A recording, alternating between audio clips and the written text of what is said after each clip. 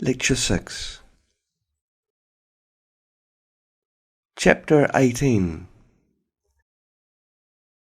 Then Bildad the Shuhite said, "When will you end these speeches? Can I speak now? Why are we regarded as cattle and considered stupid in your sight? You who lament for yourself, will the earth be overturned, or the rocks be moved from their place for your sake? The thoughts of the wicked will be put out, and their views will be uprooted. Darkness will cover their tents, preventing them from seeing the truth." Bildad told Job that people who lack wisdom, due to their ignorance of the truth, form wrong views. They consider themselves right, but end up trapping themselves in their wrong views. The beliefs they firmly hold will lead them into hardships, and their life journey will become more and more difficult, for those who consider themselves right will be cast into a net by their own feet. The force of ignorance terrifies them from all directions. The snare is laid for them in the ground, and a trap for them in the way. Shackles shall take them by the heel, and the strong shall break their willpower. Their strength will be bitten by hunger, and their willpower shall be crushed. War will devour their tribes. Gentiles will dwell in their tents, and their confidence will be rooted out of their tents. They will be brought to the grim reaper, who will exhaust their strength and devour their bodies. Their beliefs will be dried up, and their hopes will be cut off. They will move from light into darkness, become homeless, and die alone. Their endings will astonish those that come after them. These heretics, who don't know the truth yet cling to their wrong views, will end up like this. Their thoughts will fade out of history, and memories about them will perish from the earth. This chapter tells us that those who believe in God should have wisdom. Otherwise, they will be caught up by wrong views and unable to free themselves, yet still resist changes. The consequences for such people are equally terrible as those for the wicked. Chapter 19. Job replied, "How long will you vex my soul and break me in pieces with words? You treat me as if I were a stranger and keep reproaching me without any sympathy or mercy. And be it indeed that I have erred, my error remains with myself. If indeed you want to magnify my errors and humiliate me, you should know that it is God who surrounds and afflicts me with his net. I cry out, not knowing where I have erred, but I am not heard. I cry aloud, but there is no guidance for me." Job acknowledged that he deserved the punishment, but he didn't know where he had sinned. "My future is dark. I have no way to go. I have lost my glory, and the crown on my head is gone. I am besieged by the grim reaper, like a tree uprooted, devoid of vitality. He has kindled his wrath against me and counts me as his enemy. My brothers become distant from me. My acquaintances are wholly estranged from me. My relatives have cut ties with me, and my close friends have forgotten me. My wife is cold to me. Even young children despise me. When I appear, they ridicule me. I am nothing but skin and bones on the verge of death. Have mercy on me, have mercy on me, O you my friends, for the hand of God has touched me. Who is treating me like this, inflicting unbearable pain on my body? Were they sent by God? Job didn't know that everything was a consequence of his own actions, and everything was the reaction force of his own karma. However, he also knew that God loved him and wouldn't mercilessly torment or strike him like this. So, he didn't know who did all this. He was confused. Oh, that my words have been recorded. Oh, that they were engraved in the rock forever. For I know that my Redeemer lives, and in the latter days he will stand upon the earth. My skin has been destroyed, and my heart faints within me. Yet I shall see God, whom I shall see for myself, not through others. Job still had a strong wish to see God with his own eyes and receive God's guidance. Chapter 20. Then Zophar the Naamathite said, Upon hearing your words, I feel worried, and I hope to talk with you.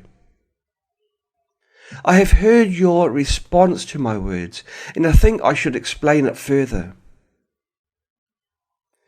Do you not know? Since man was placed on earth, the triumph of the wicked is short, and the joy of the hypocrite lasts but a moment. Though their achievements mount up to the heavens, and their honours reach to the clouds, they will eventually perish, returning to dust, forgotten by history. They will fly away like a dream, and not be found. No one will remember them. For the oppression and exploitation they have inflicted upon the poor, their children will repay twice as much. The sins they have committed will be imprinted in their souls and lie down with them in Sheol. Though evil is sweet in their mouth and they cannot let it go, eventually it will bear poisonous fruits for them to experience. They swallow down riches, and God will cast them out of their belly. When they indulge in pleasure, peril will come upon them. Their treasury will end up in darkness. Their sanctuaries will be consumed by fire. Their possessions will be plundered. Their wealth will be reduced to nothing, and their family and friends will turn against them. Wars will strike them, forcing them to hide in the fear of death. Glittering swords will pierce their bodies, and they will fall in despair. The exalted will decline, the superior will become inferior, and the wealthy will become poor. This is the wicked men's portion from God, the retribution for them by God. Zophar's words about the principle that the wicked will face retribution were indeed correct. Perhaps Zophar hoped that Job, upon hearing this, would feel ashamed and repent for his sins. However, the problem was that Job didn't know where he had sinned, because he hadn't committed any evil deeds in this life. So Job was very confused. Chapter 21. Then Job replied, Listen carefully to my words, and let this be the consolation you give me. Bear with me, and I will speak, and after I have spoken, mock on. As for me, is my complaint directed to man? If it were so, why should not my spirit be troubled? Be prepared, for what I am going to say might leave you astonished. Even when I think about this, I am terrified, and trembling seizes my body. Why do the wicked live, reach old age, and grow mighty in power?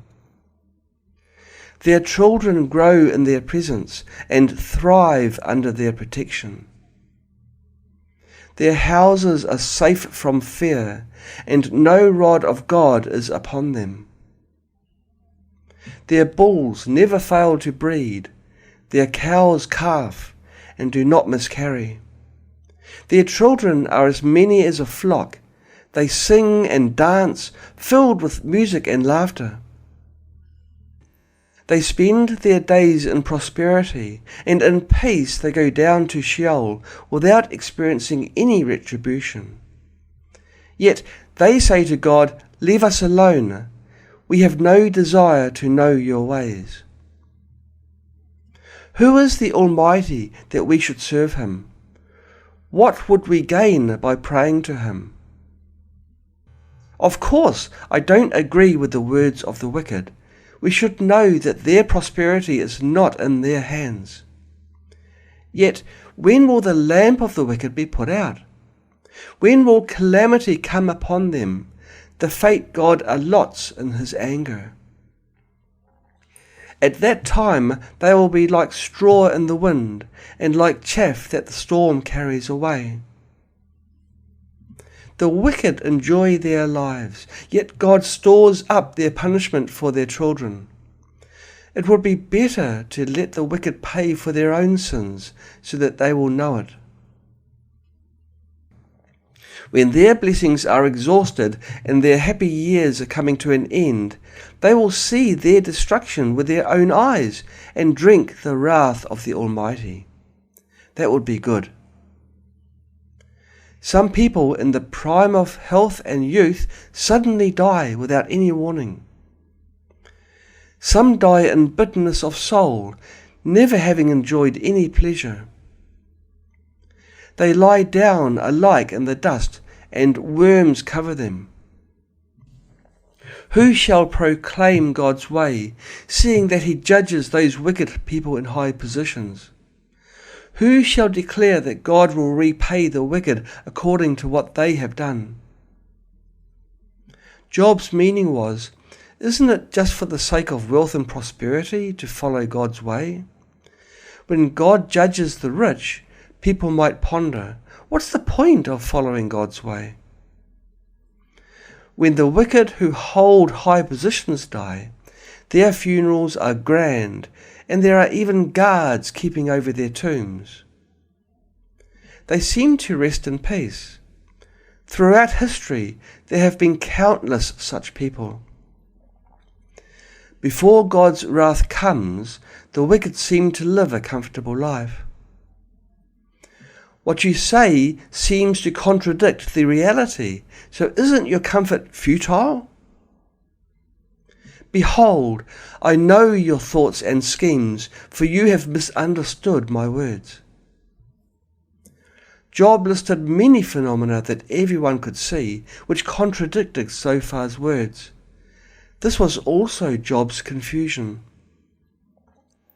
This was because Job did not understand the law of causality over 3 lifetimes.